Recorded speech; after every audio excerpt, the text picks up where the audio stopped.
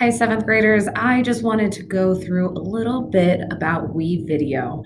This is one resource you can use for this project and creating your advertisement. So you can create kind of like a video commercial to sell your bath bomb. And so if you've never used WeVideo before, this would be a great resource to keep watching, learn a little bit more information about what you can do, and then I'll walk you through a few different tips and tricks that I've used, and then how you're going to get your video to then submit for your final project. So where I always start is kind of within this dashboard. You can access WeVideo through my.Cherry Creek Schools because we have a tile for it. You would just sign in with your Google account.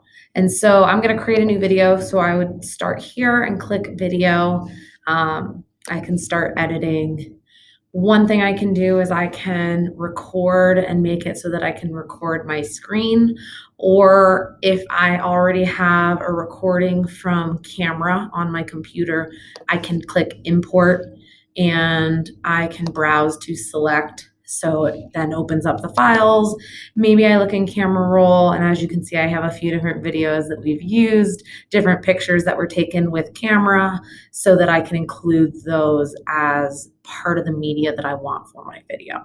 So I am just going to select, I'm going to select these 3 videos just to give you an idea. They're going to pop up on my media in WeVideo.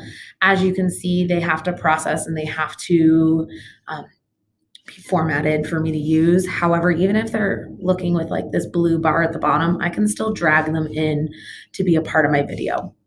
So if I want to use that file, I'm going to drag it down into the editing screen down here. I can have a few different videos that I want to include. And so I'm just going to pop that one there to then put it at the end. If I were to double click on the video, I can rotate the video if I need to rotate it. So say I accidentally recorded upside down, I can actually rotate it to be right side up. I can flip it if I was looking to kind of flip like a mirror. Those are kind of some things that I probably aren't going to need at the moment, but maybe my volume, I want there to be no volume for this clip of my video, this part of the video, and I want to put music instead. And so I can turn all the volume off for this video file if that is something I'm interested in. This last one is slow fast motion, so maybe I increase the speed of my video so it goes a little bit faster. So for example, this clip with no sound and it as a faster video, it's gonna prepare that preview, but we can kind of see, hopefully we can kind of see things moving a little bit faster. Probably still processing, so it's going to be a little laggy and a little slow right now. So I am going to just kind of replay it. Oh, no, it doesn't seem to want to work right now. That's okay. That is just something I know that I can edit with. I can do that, and I can save my changes once I'm ready. I know that it's been done because instead of spanning about 30 seconds to 2 minutes and 30 seconds, now it only is about 50 seconds long. That other file I had was down at the end, and I can include that here.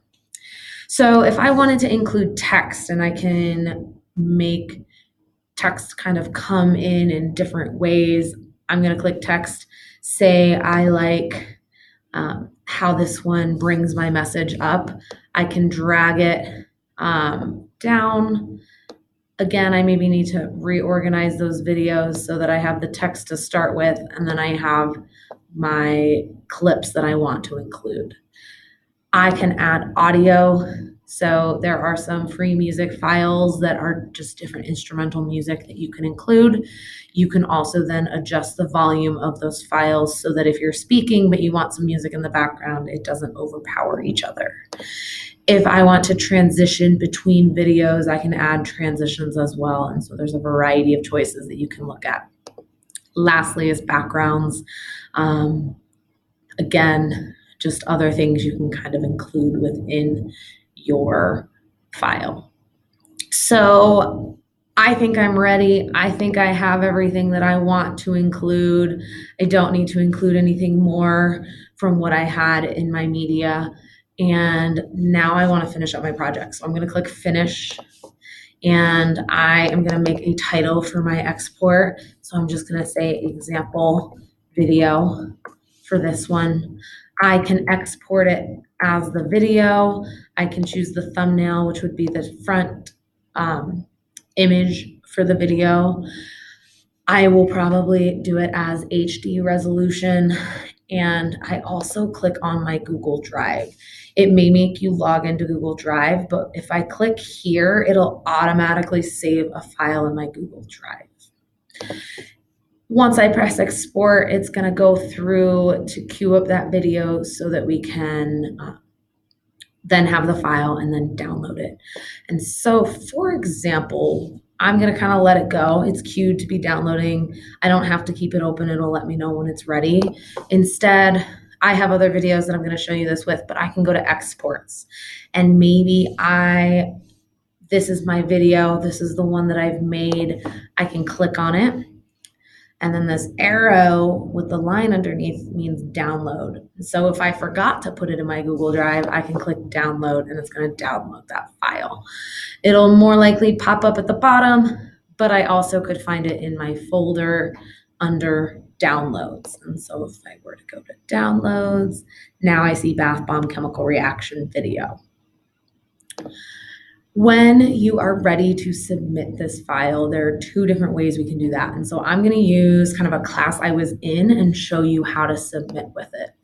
And so I had already submitted this assignment. I'm going to act as if I'm resubmitting the assignment just so you guys can see the same thing that so that you're seeing actually how it would look on your end. So I can upload a video, and if I'm uploading the file, that means I need to find on my computer that downloaded file. So I'm going to go downloads. I'm going to click on the video. I'm going to say open. It's going to have to attach it. And once it is attached, I can then click submit. If it is not allowing me to click submit, that means it's still kind of loading. Once it's ready, I can click submit. The second way I can do this, and I'm going to remove it so that I can show you the second way, is through resources. In resources, if you click apps, you should have Google Drive resource app. And that's because we have Google Drive set up to be synced with Schoology. And so I have a folder that's called WeVideo, and that is where all my WeVideo files go if I choose for them to be put in my Google Drive.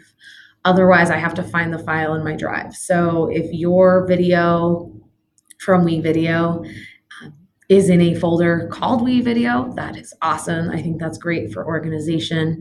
If not, if you have some other place that it is attached, just search for that file name that you created for it. And so again, I'm going to choose this one as my example bath bomb chemical reaction video. I'm going to click it. I'm going to say import. And I am going to import file. Again, it has to load. It has to go through that process, but it should attach it. And it actually did that submission for me. So it was a revision 2 submitted. It submitted it automatically once I say import so that it attaches that video. So now on my end, I would be able to go and see your submission and see your video through Google Drive. There are 2 ways you can do it, like I showed you, either attach the hard file or from Google Drive. Either is going to do the same thing, but that goal is so that we're submitting the video as a video file, not a link to WeVideo. That is not going to be super helpful. I want to be able to see the video as you guys move along. If you have any questions, please remember, email your teacher. Have a wonderful afternoon.